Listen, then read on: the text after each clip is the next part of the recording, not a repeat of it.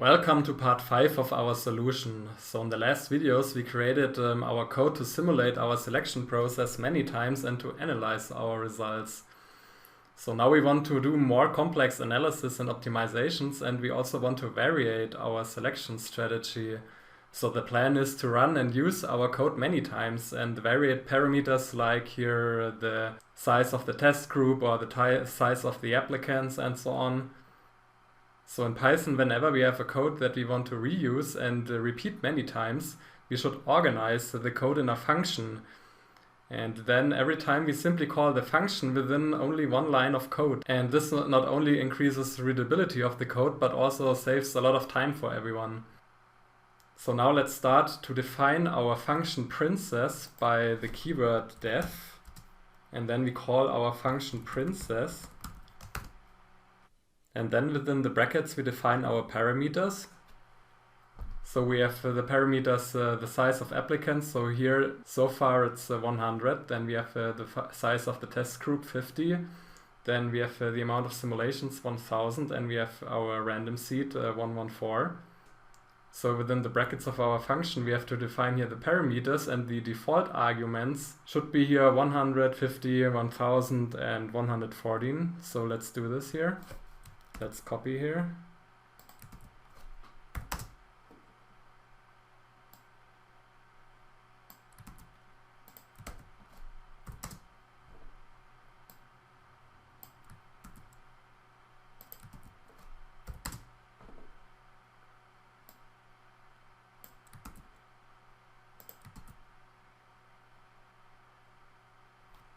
And then in the end we need a colon here, and then we press enter. And then you can see here that Python automatically makes here an indent. And before we define our function body, where we actually define what our princess function should actually do and calculate, we are just creating here a toy return statement and return the string. This is the result of princess, to check if we have done everything right so far. So let's do this. So we return the string here. Let's copy it. Alright, so now by running here the cell, we can define our princess function. And then we can call our princess function with the default parameters. So let's do this here.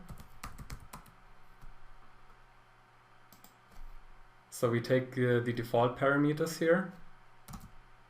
So of course we get only here the nonsense result. This is the result of princess. But in principle our function here works and is correct. So now we have to define the function body, and therefore we have to fill here some gaps. So first of all we define here our function with the parameters and the default arguments. Then we create here an empty list. And then depending which argument we pass to the parameter seed, we have here the seed. So we have to insert here seed.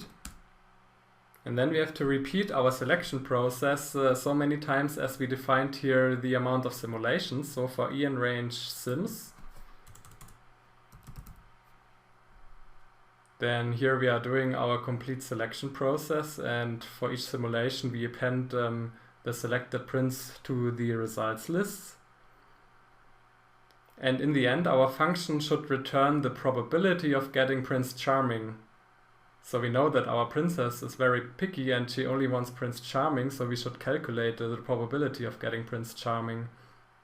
And we already learned that the probability of getting Prince Charming is actually the number of occurrences of Prince Charming in our results list. So we count here our results lists for the prince with quality 100. So we can paste here size applicants.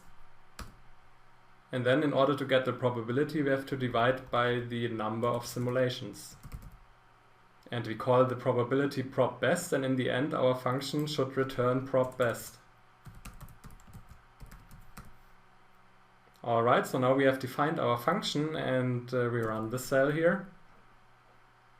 And then we can again call our function with the default parameters.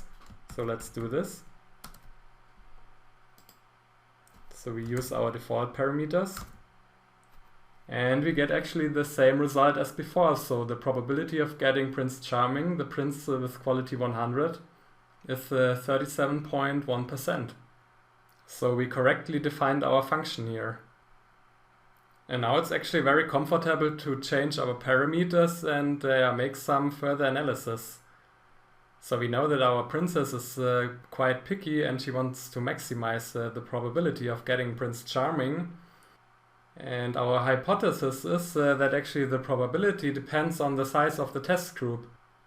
So far the size of the test group was 50. And if we change the size of the test group, then the probability might change also. So let's assume the extreme case where the size of the test group is 99. So only one prince will be in the select group, and therefore the probability of getting Prince Charming is only 1%, because it's 1% likely that Prince Charming is the only prince in the select group, so 1 divided by 100. Okay, now let's try and run our princess function with different arguments for the size test group parameter, and let's try 10 and 90. So with a test group of 10 we have the probability of getting Prince Charming of 23.1%, and let's also check here a test group of 90 princes. Then here the probability of getting Prince Charming is only 9.7%.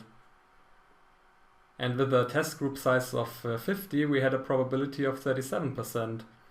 So there might be a maximum somewhere between 10 and 90. And in the next video we will further analyze and try to get here the maximum, but for the time being we are finished now with this video, and I hope to see you in the next one. Bye!